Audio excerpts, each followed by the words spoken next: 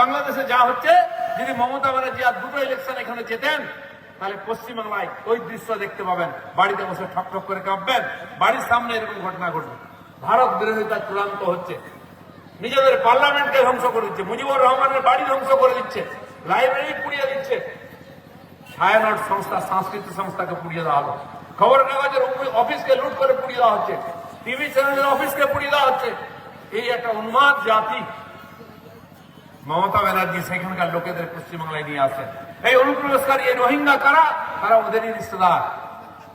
আপনি দেখে রাখুন বাংলাদেশে যা হচ্ছে, যদি মমতা ব্যানার্জি আর দুটো ইলেকশন এখানে জেতেন, তাহলে পশ্চিমবাংলায় ওই দৃশ্য দেখতে পাবেন। বাড়িতে বসে ঠক ঠক করে কাঁপবেন, বাড়ির সামনে এরকম ঘটনা ঘটবে।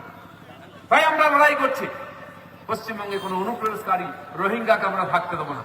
বিদেশ থেকে এসে এখানে ভোটার হয়ে যাবে, রেশন কার্ড পেয়ে যাবে, আধার কার্ড পেয়ে যাবে, মোদীজির পাঠানো গরিব কল্যাণ যোজনার সমস্ত সুবিধা নেবে, চাকরি বাকরি নিয়ে নেবে। আর আমাদের ছেলে মেয়েরা চাকরি করার জন্য পরিযায়ী শ্রমিক হয়ে মহারাষ্ট্র, মুম্বাই, দিল্লি, হরিয়ানা, কর্ণাটকে চলে যাবে।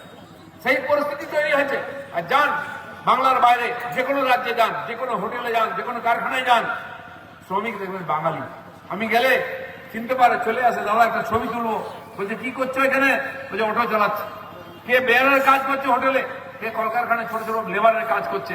পশ্চিমবাংলার ছেলেরা কি এই জন্য জন্মেছে? সারা ভারত থেকে লোকেরা এখানে চাকরি করতে, ব্যবসা করতে আসতো। জুট মিলে আমাদের ছেলেরা চাকরি করতো না, বিহার, ইউপি, উড়িষ্যা করে কাজ করতো। আজকে আমাদের ছেলেরা সেই জুট মিলে একটা লেবারের চাকরি পায় না, তাকে অন্য রাজ্যে যেতে হচ্ছে লেবারের চাকরি করতে। আজ এই পশ্চিমবাংলা, আমরা এগরার মানুষ, পূর্ব মেদিনীপুর পশ্চিমবাংলায় সবচেয়ে এগিয়ে শিক্ষা দীক্ষায় চেতনা। এখনো এখানকার বইমেলা, এখানকার সাংস্কৃতিক প্রোগ্রাম সারা পশ্চিমবাংলায় লোকে দেখে। এখানে গ্রামে গঞ্জে 3টে নদী পাড়িয়ে যেতে হয় পূর্ব মেদিনীপুরে, সেখান থেকে শিক্ষিত হয়ে ছেলেমেয়েরা বিদেশে চাকরি করছে গিয়ে, ডাক্তার, ইঞ্জিনিয়ার, প্রফেসর, সায়েন্টিস্ট হয়েছে। সেখানকার রাস্তাঘাটের অবস্থা দেখুন। ভোটের আগে আমি গতবারে বিধানসভার আগে গেছিলাম ভগবানপুরে প্রচার করতে। একটা পাকা রাস্তা নেই, মোরাম রাস্তা, কাঁচা রাস্তা, ছোট ছোট ব্রিজ, গাড়ি যায় না। সেখানকার মানুষ আমাদেরকে জিতিয়েছে। এখানেও প্রায় সেই একই অবস্থা আছে। রাস্তা কবে তৈরি হয়েছে, রিপেয়ারিং হলো না। এখানের মানুষ সচেতন মানুষ। আপনারা আমাদেরকে এর আগের লোকসভায় লিড দিয়েছেন, এবারের লোকসভায় লিড দিয়েছেন, পঞ্চায়েতে জিতিয়েছেন। আমার মনে হয় একটা কাজ বাকি আছে, আগামী এপ্রিল মাসে যখন ভোট হবে, বিধানসভায়ও বিজেপির ক্যান্ডিডেটকে জেতান। আমরা লড়াই করব, বিধানসভা পর্যন্ত যাব, এখানকার মানুষের জীবনের পরিবর্তনের চেষ্টা করব। বাংলাদেশে যা হচ্ছে, যদি মমতা ব্যানার্জি আর দুটো ইলেকশন এখানে জেতেন, তাহলে পশ্চিমবাংলায় ওই দৃশ্য দেখতে পাবেন। বাড়িতে বসে ঠক ঠক করে কাঁপবেন, বাড়ির সামনে এরকম ঘটনা ঘটবে।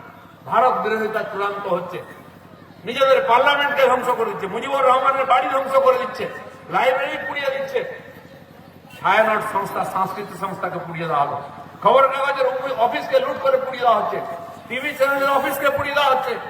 এই একটা উন্মাদ জাতি মমতা ব্যানার্জি সেখানকার লোকেদের পশ্চিমবাংলায় নিয়ে আসেন। এই অনুপ্রবেশকারী, এই রোহিঙ্গা কারা? তারা ওদেরই রিশতেদার।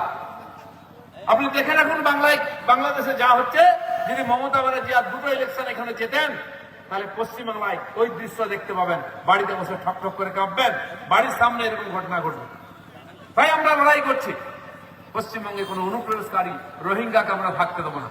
বিদেশ থেকে এসে এখানে ভোটার হয়ে যাবে, রেশন কার্ড পেয়ে যাবে, আধার কার্ড পেয়ে যাবে, মোদীজির পাঠানো গরিব কল্যাণ যোজনার সমস্ত সুবিধা নেবে, চাকরি বাকরি নিয়ে নেবে। আর আমাদের ছেলে মেয়েরা চাকরি করার জন্য পরিযায়ী শ্রমিক হয়ে মহারাষ্ট্র, মুম্বাই, দিল্লি, হরিয়ানা, কর্ণাটকে চলে যাবে। সেই পরিস্থিতি তৈরি হয়েছে।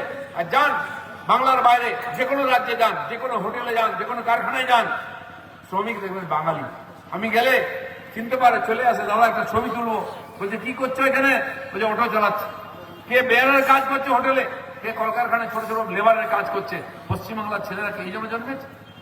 সারা ভারত থেকে লোকেরা এখানে চাকরি করতে, ব্যবসা করতে আসতো। জুট মিলে আমাদের ছেলেরা চাকরি করতো না, বিহার, ইউপি, উড়িষ্যা করে কাজ করতো।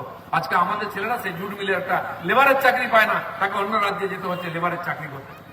আজ এই পশ্চিমবাংলা, আমরা এগরার মানুষ, পূর্ব মেদিনীপুর পশ্চিমবাংলায় সবচেয়ে এগিয়ে শিক্ষা দীক্ষায় চেতনা। এখনো এখানকার বইমেলা, এখানকার সাংস্কৃতিক প্রোগ্রাম সারা পশ্চিমবাংলায় লোকে দেখে।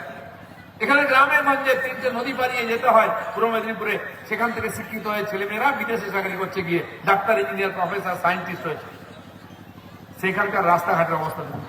ভোটের আগে আমি গতবারে বিধানসভার আগে গেছিলাম ভগবানপুরে প্রচার করতে।